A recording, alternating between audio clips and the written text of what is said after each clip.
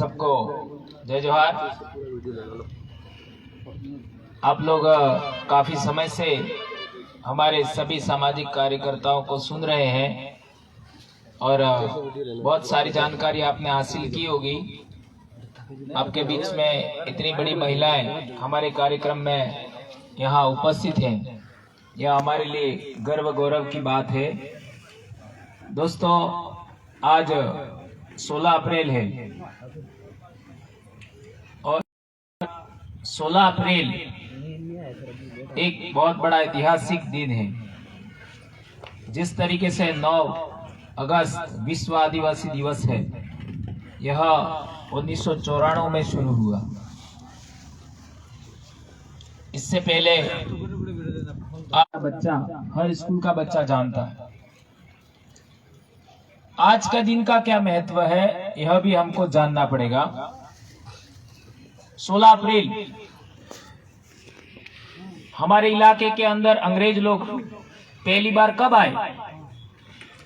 तो अंग्रेज लोगों से समझौता किया गया था यहाँ के रजवाड़ों द्वारा, वो 1818 में हुआ था।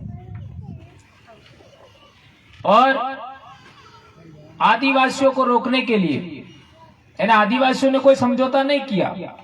किससे? अंग्रेजों से।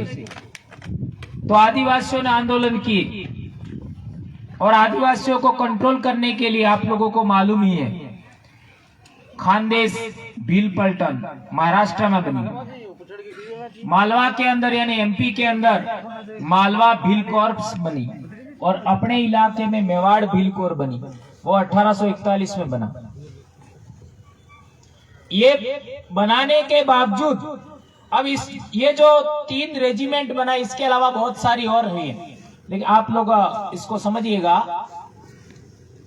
ये रेजिमेंट बनाई, उसके अंदर आदिवासियों को ही भर्ती किया गया और आदिवासी को भर्ती करके आदिवासियों से ही लड़ाया गया। ये बात ध्यान रखें। नौकरी पर किसको रखा? आदिवासियों को। और किसके विरोध में लड़ने के लिए भेजा? आदिवासियों के विरोध में। ये बात हम लोगों को जाननी समझनी होगी। हमारे इलाके में मेवाड़ भील कोर था, उसका हेडक्वार्टर खेरवाड़ा में था, आप सब जानते हैं। तो 1841 के अंदर मेवाड़ भील कोर बना और इसके बाद हमारे इलाके के अंदर आदिवासी आंदोलनों की तेज गति से शुरुआत होती है। ये इतिहास काफी कुछ हम समझा चुके हैं, लेकिन आज के इतिहास वाला, आज के दिन के इतिहास वाला आंदोलन के बारे में अपन कम जानते हैं। अपने कैलेंडर के अंदर भी वो लिखा हुआ है, लेकिन सीधा मन से अपन ने कभी नहीं बोला। तो 16 अप्रैल 1868 को आज अपने पंचमहाल है, पंचमहाल जिला, वो अंग्रेजों के द्वारा नियंत्रण में आ गया। आपका बड़ौदा के जो मराठी शासक थे, उनको पराजित करने के बाद तो वहां के आदिवासियों ने आंदोलन लड़ा। और उसी दिन 16 अप्रैल को एक तो जोरिया परमेश्वर नाम का आदमी था, जो एक साधु संत था, और एक रूप सिंह नायक नाम का योद्धा था। दोनों आदमियों को फांसी दी गई थी। इसलिए ये 16 अप्रैल हमारे लिए बहुत बड़ी बात है। ये बात हम लोगों को ध्यान रखनी चाहिए। तो ये 2 महापुरुष, इसके अलावा दूसरे और बहुत सारे उनके साथी थे। उन सभी महापुरुषों को हम याद करेंगे। अब आपके दिमाग में आएगा कि यार वो तो पंचमहाल के थे, हमारा क्या? ये बात बहुत इंपॉर्टेंट है, ये सवाल बहुत इंपॉर्टेंट है, इसको हमें समझना पड़ेगा। ध्यान रखिए, ये जो इसका नायक था जोरिया परमेश्वर, वो संत था, आध्यात्मिक गुरु था। और जो रूप सिंह नायक था, वो आपका योद्धा था, लड़ाका था, यानी लीडर था। तो इसके बाद में आपका यह 1868 का ये जो आंदोलन हुआ, इसको नायक विद्रोह भी कहते हैं। इसके बाद ही हमारे इलाके के अंदर संत सुरमाल महाराज का भगत आंदोलन शुरू होता है। इसके बाद ही आपका गोविंद गुरु का आंदोलन शुरू होता है। यह हमारा इतिहास है।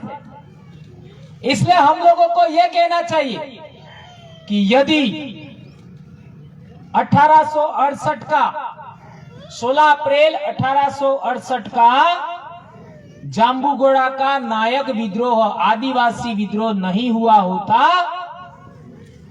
तो संत सुरमाल महाराज का भगत आंदोलन नहीं होता।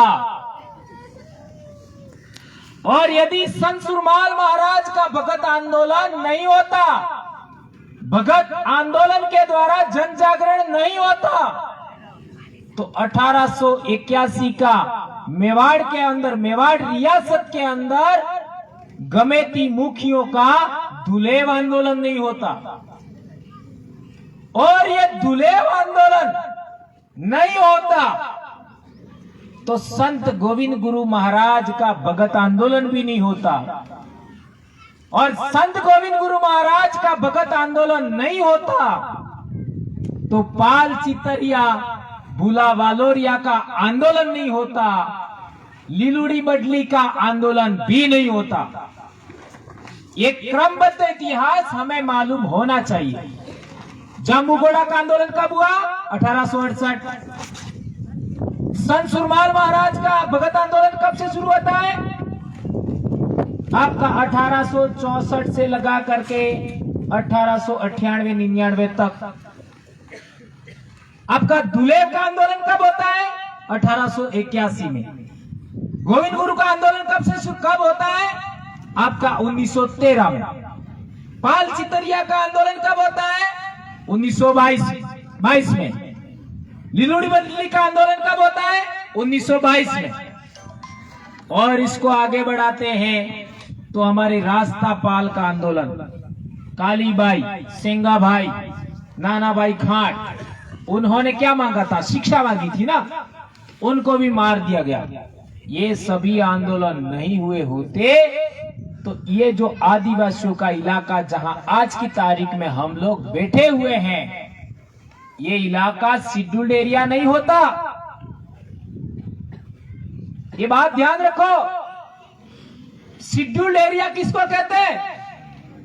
वो इलाका जो आदिवासियों के लिए रिजर्व है, आदिवासियों के लिए अनुसूचित है। भारत देश के अंदर दो ही कम्युनिटी अनुसूचित है, एक अनुसूचित जाति, एक अनुसूचित जनजाति। ध्यान रखो, भारत के अंदर दो ही अनुसूचित जातियां हैं। एक तो अनुसूचित जाति जो जाति है, और दूसरी अनुसूचित जनजाति, वो जाति नहीं है, वो कम्युनिटी है, समुदाय है। ये आप ध्यान रखो। कम्युनिटी किसको कहते हैं? जो जाति में नहीं आता, जो वर्ण व्यवस्था में नहीं आता। आज हमारे ये बच्चे पढ़ रहे हैं, उनको पूछो, 8वीं क्लास की सामाजिक ज्ञान के अंदर पढ़ो, उसके अंदर लिखा है आदिवासी कौन?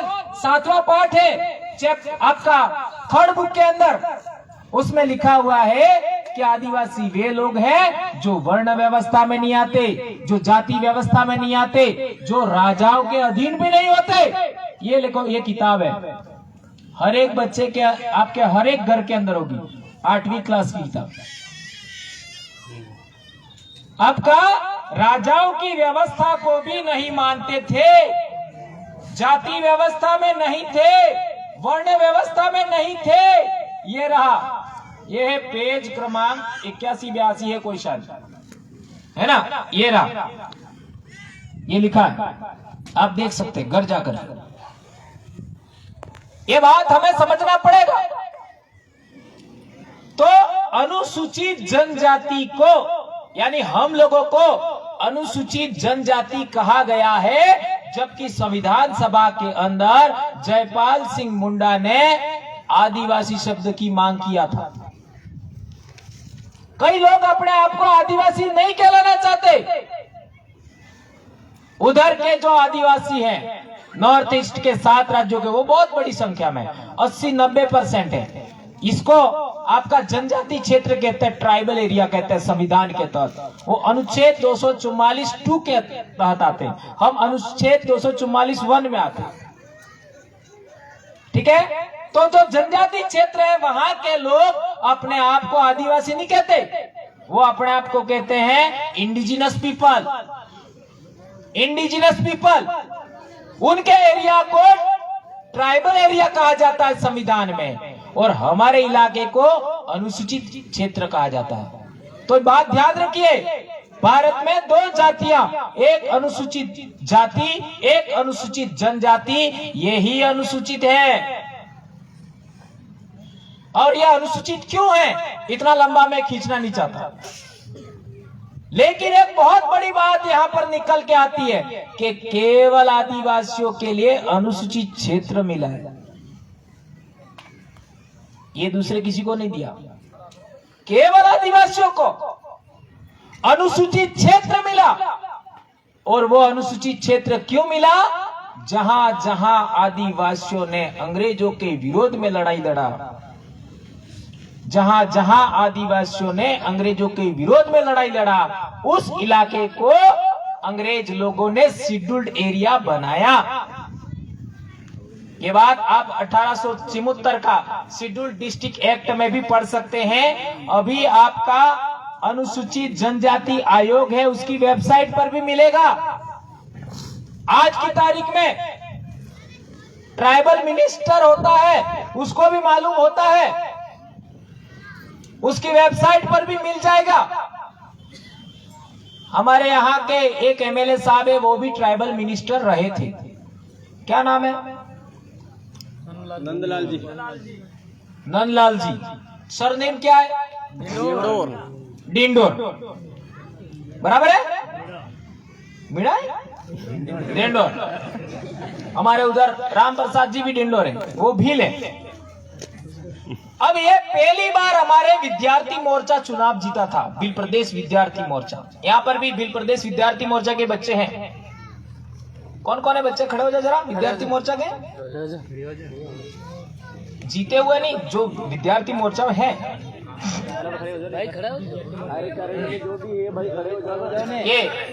ये इतने बच्चे हैं विद्यार्थी मोर्चा के, भील प्रदेश विद्यार्थी मोर्चा। क्या आप लोगों के लिए बताने के लिए मैंने बच्चों को खड़ा किया है, मैं तो जानता हूं। ठीक है बेटा, बैठ जाओ। भील प्रदेश विद्यार्थी मोर्चा, हमने छात्रों का संगठन बनाया। और वो क्यों बनाया? क्योंकि कॉलेज चुनाव के नाम पर हमारे लड़कों को ये जो दूसरी पार्टी के लोग हैं वो दारू बांटते थे, बच्चों से इधर उधर लड़ाइयां करवाते थे। जिस दिन से विद्यार्थी मोर्चा बनाया, उसके बाद कॉलेज चुनाव में दारू खत्म। कॉलेज चुनाव के अंदर दारू खत्म और लड़ाइयां भी खत्म। तो पहला जो चुनाव हुआ था उसमें नंदलाल जी डिंडोर साहब को बुलाया गया था, और उस समय वो क्या थे? Cabinet minister, tribal minister. और क्या थे? ट्राइबल एडवाइजरी काउंसिल के अध्यक्ष थे। ये बात ध्यान रखो, ट्राइबल एडवाइजरी काउंसिल के अध्यक्ष थे, यानी 17 आदिवासी एमएलए के अध्यक्ष थे। और सरकार किसकी थी? बीजेपी की, भाजपा की। जैसे ही वह भील प्रदेश विद्यार्थी मोर्चा के कार्यक्रम में आए, और दिन भी डूब गया था, लालटेन लगा करके बोले, है ना, और उन्होंने समर्थन कर दिया, मैं अलग राज्य की मांग का समर्थन करता हूं। आप लोगों को ज्ञात ही होगा। और इसके बाद क्या होता है? उनका पावर कम कर दिया, किया कि नहीं किया? इसके साथ और क्या किया? ट्राइबल एडवाइजरी काउंसिल से हटा दिया। बराबर है, गलत है? ट्राइबल एडवाइजरी काउंसिल से हटा दिया। बोलो, हमारा ट्राइबल मिनिस्टर था, ट्राइबल एडवाइजरी काउंसिल का अध्यक्ष था, हटा दिया। और इसके बाद तो पता ही है, टिकट तो दिया ही नहीं। बराबर है। और आगे देखो, अब फिर आपको लगता है कि ये तो भाजपा वालों ने किया था, तो अभी कांग्रेस की सरकार है, कांग्रेस वालों ने ट्राइबल मिनिस्टर को ट्राइबल एडवाइजरी काउंसिल का अध्यक्ष बनाया? नहीं बनाया। एकमात्र हमारे विद्यार्थी मोर्चा के कार्यक्रम में आने की वजह से राजस्थान के अंदर ट्राइबल एडवाइजरी काउंसिल का अध्यक्ष ट्राइबल मिनिस्टर होता था, आदिवासी होता था, वो हटा दिया। ये बहुत बड़ी बात याद रखनी, ये मैं कहना चाहता हूं। और हम लोग ये इसके माध्यम से ये कहना चाहते हैं कि यदि हमारा पुनः ट्राइबल मिनिस्टर या आदिवासी नेता, आदिवासी विधायक ट्राइबल एडवाइजरी काउंसिल का अध्यक्ष बने, उसके लिए हम लोगों को एक मुद्दा इस टाइम में रखना चाहिए। जो भी सरकार ट्राइबल मिनिस्टर और ट्राइबल एडवाइजरी काउंसिल का अध्यक्ष आदिवासी को बनाएगा, हम उसको वोट देंगे, ऐसा आपको बोलना पड़ेगा। कौन कौन ऐसा चाहते हैं? आप सब चाहते हैं? चलो अच्छी बात। ये बात क्योंकि पहले था और इन लोगों ने हटाया, ये बात हम लोगों को जाननी समझनी होगी। अब ऐसा उन लोगों ने किया क्यों? दोनों वालों ने किया, और डूंगरपुर में दोनों एक हो गए। कब हुए? जिला परिषद चुनाव के टाइम में। दलोट में भी हुआ। असल में दोनों एक ही हैं। रोटो बेहोड़े हेकाएगे, अनोड़े हेकायते मारो, ननोड़े हेकायते मारो एम। अनोड़े सरकार बने थे हमारी, अनोड़े सरकार बने थे हमारी। और आपड़े हो काम, आपड़े वाला हो काम अप्पानो झंडा ऊंचा करो, बाजी ऊंची करो, है ना, ये चटाइया ऊंची करो, बस बीजू कोई काम नहीं। इसलिए हमारे नेता आगे जाके नहीं बोलते। कई लोग तो भजन गाए, कई लोग हो करें। अब अपने लोगों ने ट्रोल किया सोशल मीडिया के माध्यम से, बहुत सारे लोगों ने क्या क्या कहा, क्या क्या नहीं। और वो जो अपने दो साथी गए, उन्होंने बोला, तो अब धीरे धीरे वो बोलने लगे कि नहीं बोलने लगे।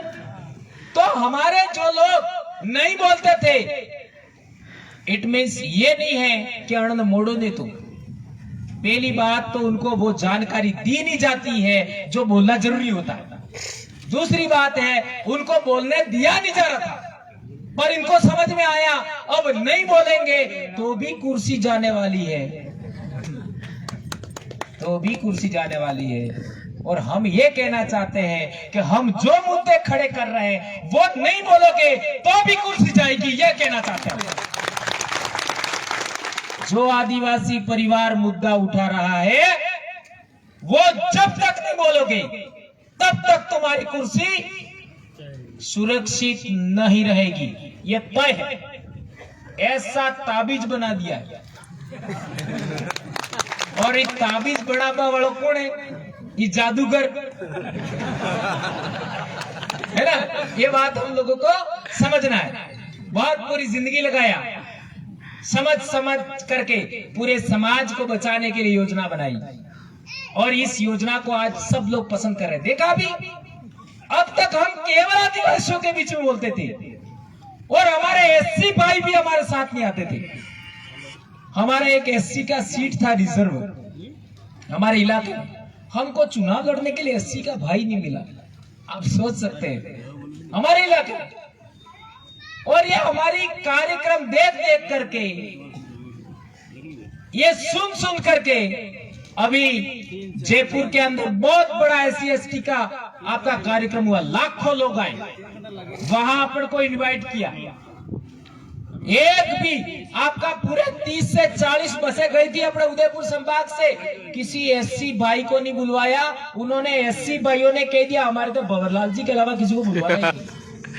ये तुम्हारी विजय है, ये आपकी विजय है कि एससी लोग भी अब सोच रहे हैं कि नहीं, ये लोगों को हमारे साथ रखना चाहिए। ये परिवर्तन है, सामाजिक चेंज हुआ, सामाजिक एकीकरण की शुरुआत हुई, ये हम कहना चाहते हैं।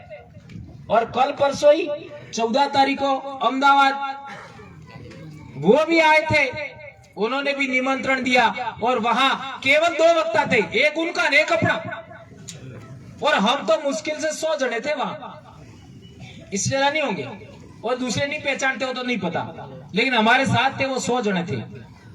उनका शपथ ग्रहण भी हुआ, दीक्षा का भी कार्यक्रम हुआ, हमारे लोग बैठे रहे, हमारे कोई शपथ ग्रहण नहीं हुआ, दीक्षा का कार्यक्रम नहीं हुआ, लेकिन बोलने के लिए फिर मेरे को भेजा। अब मेरे को ये पता नहीं कि मेरे बात कोई नहीं है, तो मैंने 16-17 मिनट बोला, और यदि मेरे को पता होता कि मेरे पीछे कोई नहीं है तो मैं थोड़ा सा अपने सामान खींच मारता तो और बड़ा काम हो जाता, लेकिन मैंने ये सोचा कि उनका कार्यक्रम भी बिगड़ना नहीं चाहिए, उनके वक्ता का महत्व रहना चाहिए, इसलिए अपन ने इतना ही हुआ। ये बड़ा बदलाव हो रहा है, ये बड़ा बदलाव हो रहा है। और हम लोगों ने हमारे आदिवासी से, आज ही उदाहरण है, मेरे एक पोस्ट पर एक मुस्लिम भाई ने पोस्ट लिखा कि मेरा भी गोत्र परमार है, ये आज लिखा है। और आप लोग कहते हो कि हम तो कास्ट में नहीं आते, जाति में नहीं आते, तो मैं गांची हूं, तो मैं जाति माता हूं। देखो ध्यान रखो, मैं जाति माता हूं, इधर परमार राजपूत में भी होते है ना, इधर आपका जाति व्यवस्था में भी परमार है, ये हमको समझ में नहीं आया। आप आदिवासी हो ऐसा कहते हो। उसने सवाल दिया, लिखा, तो मैंने जवाब दिया, भील कोई जाति नहीं है, भील को जाति और धर्म से नहीं समझ सकते। भील कम्युनिटी है, भारत का मूल कम्युनिटी है, भारत देश का। आज की तारीख में भील त्रिपुरा मिल रहे, वो कहां गए, कहां से गए, कहां से गए? तो पूरे देश के अंदर भील कम्युनिटी था। भील कम्युनिटी कई जातियों में भी बट गया, कई धर्मों में भी बट गया, और जो भील कम्युनिटी शासक वर्ग के साथ गया वो ओबीसी भी हो गया। और आज की तारीख में कांतिबाई कह रहे थे कि क्षत्रिय आपका राजपूत में भी गया, ऐसा कह रहे थे। वही बात मैंने भी कही थी बीच में, लेकिन हमारे समाज से जो लोग ऊपर शासक वर्ग के साथ गए थे उसको उदाहरण देके बोला था, और ये बात सच है। ये धीरे धीरे आने वाले समय में सबको समझ में आएगा। आज कौन कहता था कि ओबीसी समाज के अंदर लक्ष्मण यादव जैसा आदमी निकलेगा? लक्ष्मण यादव को सुनिए आप, तो आपको लगेगा ये बात तो मेरे घर में भी लागू होती है, ये मेरे परिवार में भी लागू होती है, ये मेरे गांव में भी लागू होती है, ये मेरे समाज में भी लागू होती है। ऐसे ओबीसी के लोग भी निकल रहे हैं। और आपने सोशल मीडिया पर देखा होगा, मूल निवासी क्षत्रिय संघ महासंघ, ऐसा कोई नाम से अभी संगठन बना है, ये भी अभी चला रहे हैं। तो धीरे धीरे सभी समाज जागृत हो रहे हैं और उनको समझ में आ रहा है कि आपका हम लोग सही रास्ते पर नहीं है, हमको आदिवासियों के मार्ग पर जाना चाहिए। ये आप लोगों की देन है और किसी की देन नहीं है, ये बात समझिए। इस देश के अंदर बहुत बड़ा परिवर्तन हो रहा है। अभी सभी लोग चाहते हैं देश में शांति हो, देश में भाईचारा है, देश में कानून का राज हो, देश के अंदर लोकतंत्र स्थापित हो। और यदि देश में लोकतंत्र स्थापित करना है तो हम लोगों को ईवीएम का विरोध करना होगा। ये आज से मैं कह रहा हूं, प्रतापगढ़ की धरती से, क्योंकि राजस्थान में सबसे ऊंचा इलाका यही है ना, माउंट आबू है, लेकिन फिर भी पूरा फ्लैट तो यही है। और यहां से हम कहना चाहते हैं कि हमारा एक मुद्दा यह होगा, 17 विधानसभा के अंदर जो भी पार्टी, जो भी नेता ईवीएम का विरोध करेगा हम उसको वोट देंगे, ऐसा अपन को कहना है। मेरा नहीं पर वो बोलेंगे ही नहीं, है ना, वो बोलेंगे ही नहीं। वो बोल ही नहीं सकते। कांग्रेस खत्म हो जाएगी, ईवीएम के विरोध में नहीं बोलेगी, खत्म हो जाएगी। क्यों? ये बहुत बड़ा मामला है, ये छोटा मामला नहीं है। देश में लोकतंत्र को खत्म करने के लिए आज की तारीख में ईवीएम से हो रहा है, इसका बहुत सारे एविडेंस है और आप सब जानते हैं, पूरे देश में यह आंदोलन चल रहा है। ये दूसरी बात। तीसरी बात, मैंने बताया था अभी नंदलाल जी के बारे में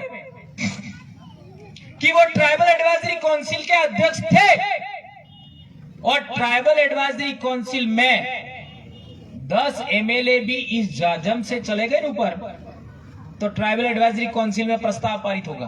क्या प्रस्ताव पारित होगा? ये अंतोष भाई कह रहे थे वो कि हमारे शेड्यूल्ड एरिया के अंदर, हमारे अनुसूचित क्षेत्र के अंदर एक भी अंग्रेजी शराब की दुकान नहीं होनी चाहिए। तो दूसरे दिन बंद, दूसरे दिन बंद। इतना बड़ा हमको अधिकार मिला। आदमी भी झगड़ो बंद, यदि अंग्रेजी दारू बंद, आदमी बहिरानो झगड़ो भी खत्म है, झगड़ा भी खत्म। ये झगड़ा तो એટલે से થાય। हमारे भाजनी एक आदत है ना? શું आदत है? ने पियो तो बोलाय नहीं है? घना खरा था पीएस बोलवा बोले गरम रहे ने करवो पड़तो ये थी जाए है। अरे जो महिला जी तमारी लाड़ी तमे पन्नी लाभ जाओ, फेरा फरी लाभ जाओ, आथाई लाभ जाओ है, तमारे सोरो मोटो की दो रोटा आल्या जिंदाड़ाई तमार लाड़ी तमारे घेर में आप जी तमे रोटा नहीं बना देने के बना जा कणे कणे बना जा तो सब एक ही नहीं करता पेलो एक भाई करे खाली, इसका मतलब सब बदमाश है।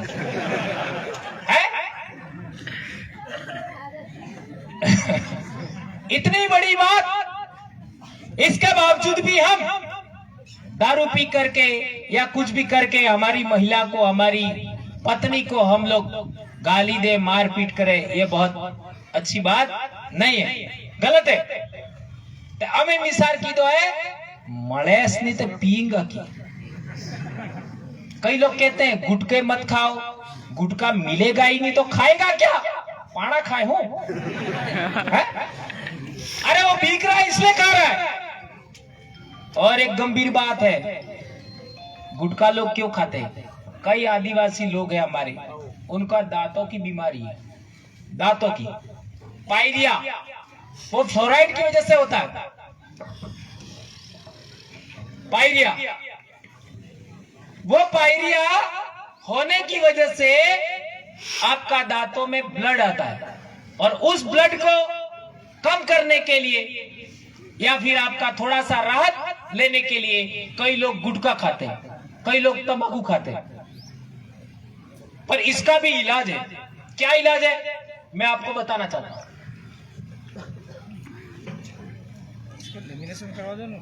आज ये प्रतापगढ़ है, इसके अलावा कौन सी नगर पालिका है यहाँ?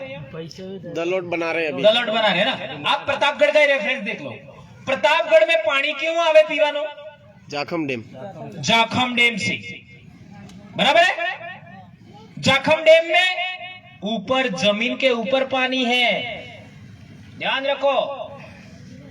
जाखम डैम में पानी जमीन के ऊपर है, तालाब में है, डैम में है।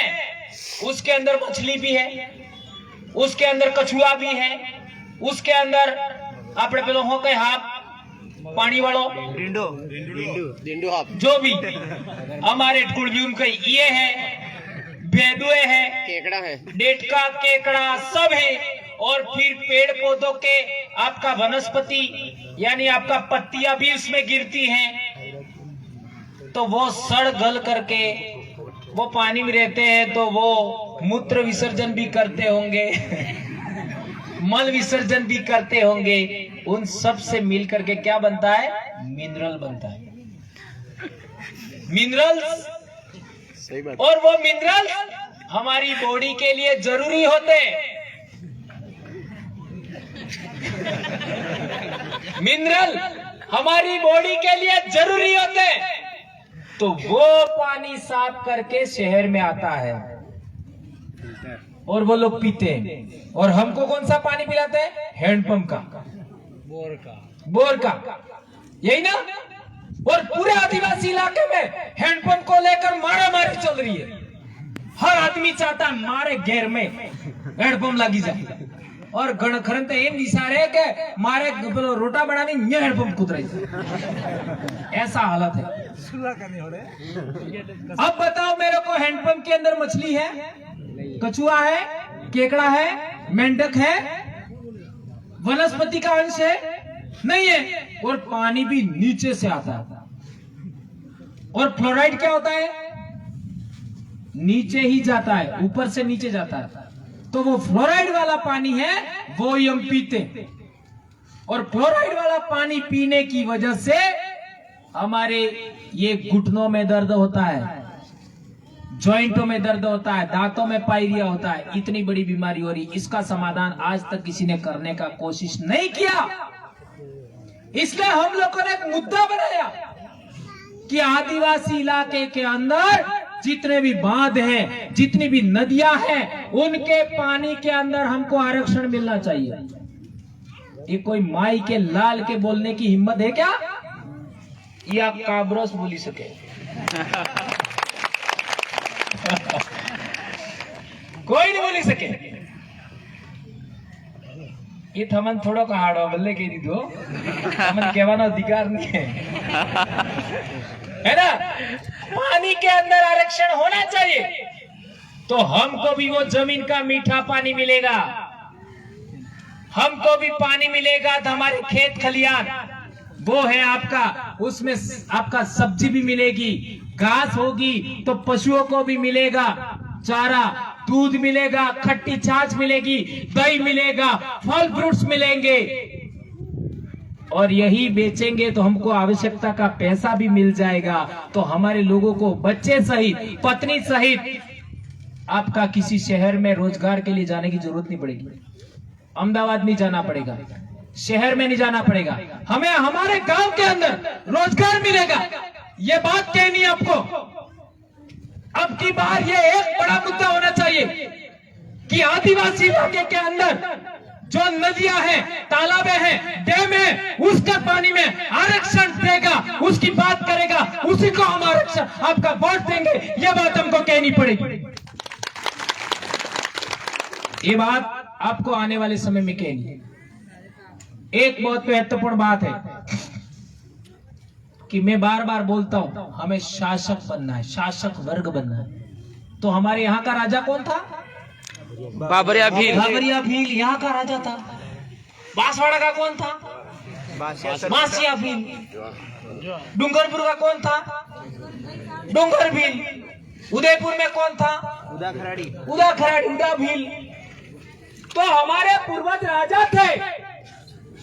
आज हम प्रजा हैं, और प्रजा से ज्यादा मजदूरों की फैक्ट्री बन रहे हैं। ध्यान रखो, बहुत बड़ी बात कह रहा हूं मैं। आज की तारीख में आदिवासियों को मजदूरों की फैक्ट्री, मजदूरों के आपका श्रमिक बनाया जा रहा है। इसलिए हम लोगों ने एक नियम बनाया है, फैसला किया है कि जिन लोगों को आपका प्रजा बनाया, जिन लोगों को मजदूर बनाया, छोटे काम धंधे दिए, नौकरियां नहीं दी, उन लोगों को हम शासक वर्ग में बदलेंगे। शासक वर्ग बनाने का ही अभियान है। लेकिन एक ध्यान रखो, एक शासक वर्ग हमारे देश में था, जिनको हम राजस्थान में कितने रजवाड़े थे? 19 रजवाड़े। वो शासक वर्ग नहीं बनाना चाहते। उसमें एक ही राजा होता था। कितना? एक राजा होता था, और उस राजा के बाद दूसरा राजा कौन बनता था? उसका बेटा। फिर राजा कौन बनता था? उसका बेटा। फिर राजा कौन बनता था? उसका बेटा। ऐसा शासक वर्ग नहीं बनाना चाहते हम, ये ध्यान रखो।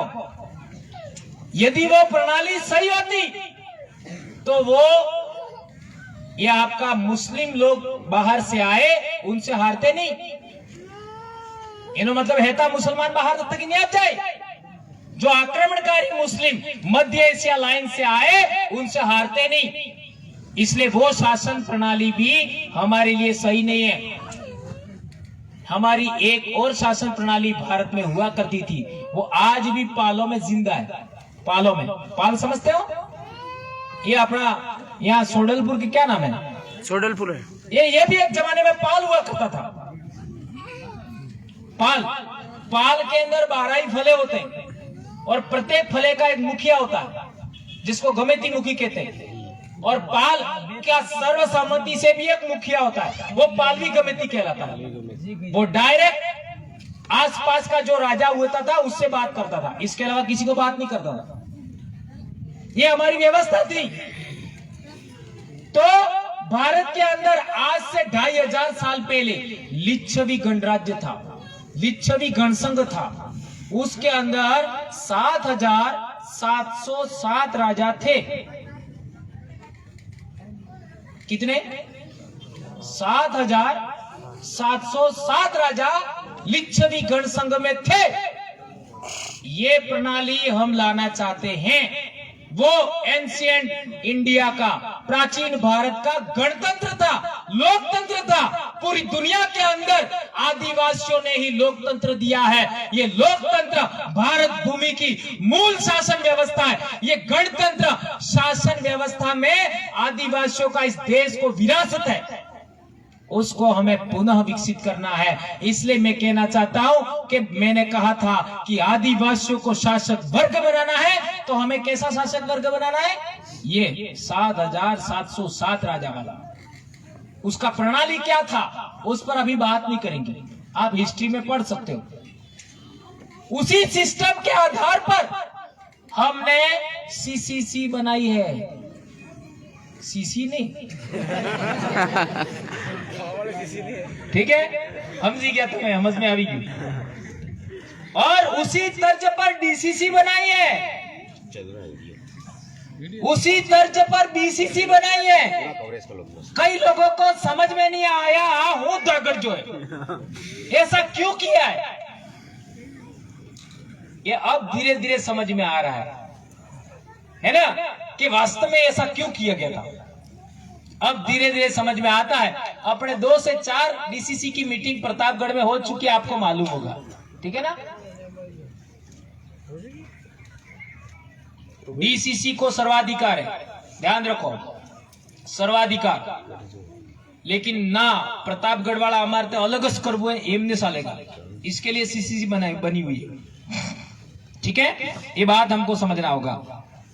अब जो हमारे देश के अंदर रजवाड़ों की शासक व्यवस्था थी, वो कौन आए सबसे पहले? अरब वाले। अरब वाले वो क्या थे? ट्राइबल थे। अरब मुस्लिम लोग आए, उन्होंने पूरी दुनिया के अंदर आपका इस्लाम धर्म को पहुंचाया। वो सबसे पहले 8वीं शताब्दी में आए, वो भी ट्राइबल थे। इसके बाद कौन आए? गजनवी गोरी आए, वो भी ट्राइबल थे। इसके बाद कौन आए? तुर्क लोग आए, वो भी ट्राइबल थे। मुगल, वो ट्राइबल नहीं थे, ये ध्यान रखना। मुगल वो ट्राइबल नहीं थे। तो यहां के रजवाड़ों के अंदर भी ट्राइबल लोग हैं, ये ध्यान रखना है। ये रजवाड़ों के अंदर भी ट्राइबल लोग हैं। तो ट्राइबल ने ट्राइबल को हराया। लेकिन यहां की जो राज व्यवस्था थी हमारे देश के अंदर, उसके अंदर एक खामी थी। क्या खामी थी? राजा का बेटा ही राजा होगा, राजा का बेटा ही राजा होगा, फिर वो ही उसी के घर में राजा होगा, इसके अलावा कोई दूसरा राजा नहीं होगा। राजा होने के लिए रानी के पेट से पैदा होना जरूरी था, और वो भी कौन सी रानी? पेल की रानी, पटरानी, इसके अलावा नहीं। ये नियम था। जबकि उन ट्राइबल्स में क्या नियम था? जितना इलाका जीतोगे उसमें तुमको भाग मिलेगा। ये पूरी दुनिया के अंदर इस्लाम कैसे फैला ये तुमको कोई बताएगा नहीं। जिस इलाके को तुम जीतोगे उसमें तुमको हिस्सा मिलेगा, जितनी संपत्ति तुम लूटोगे उसमें तुमको हिस्सा मिलेगा। ये भी गलत था। लेकिन इन्हीं दो बातों की वजह से पूरी दुनिया के अंदर इस्लाम फैल गया। केवल 50 साल के अंदर, मोहम्मद साहब के मरने के 50 साल के अंदर पूरा सेंट्रल एशिया, भारत तक, उधर अफ्रीका तक, उधर यूरोप तक, स्पेन तक इस्लाम फैल गया। और वो भी ट्राइबल्स थे, अरब के लोग। इन लोगों ने तो जो भारत का शासक वर्ग था आज की तारीख में रजवाड़ा वाला, उनको वो भी, उनमें भी ट्राइबल थे, लेकिन वो ट्राइबल भी यहाँ के तक वहां थे। ये विषय अभी अधूरा है, इतना लंबा खींचने का मेरे पास टाइम नहीं। तो वो लोग आए, उन्होंने उनको परास्त कर दिया और इस तरीके से भारत के अंदर दिल्ली सल्तनत की शुरुआत होती है। दिल्ली सल्तनत पूरे देश के अंदर मोहम्मद खिलजी और तुगलकों के जमाने में पूरे देश के अंदर जो आदिवासी राजा थे सब पराजित। इट मींस ये मुगलों ने पराजित किए ऐसा नहीं है, ये जो रजवाड़े थे वो हार करके आदिवासी इलाके में आते थे और आदिवासी इलाके में आदिवासी राजा को ही मार करके फिर यह राजा बन जाते थे। ऐसे बना है ये रियासत, ये आप लोग इतिहास जानते हो। अब इसके बाद में फिर मुगल आते, इन मुगलों ने पूरे देश को जीत लिया और कई वर्षों तक राज चला, पर उसमें भी वही शासन प्रणाली थी, राजा का बेटा राजा, राजा का बेटा राजा। और उनमें तो एक नियम और भी नहीं था। क्या नहीं था? उत्तराधिकार कैसे होगा पता नहीं था, तो बेटे बेटे ये आपस में लड़ करके जो जीतता था वो राजा बनता था। ये बात क्यों समझा रहा हूँ? ये तुम्हारे अंदर बीमारी नहीं आनी चाहिए, इसलिए मैं समझा रहा हूँ। इसके बाद आते अंग्रेज। अरे नहीं, आप चले जाओ। वो शासन प्रणाली गलत नहीं होती, ध्यान रखो, बहुत अहम बात कर रहा हूँ। जो भारत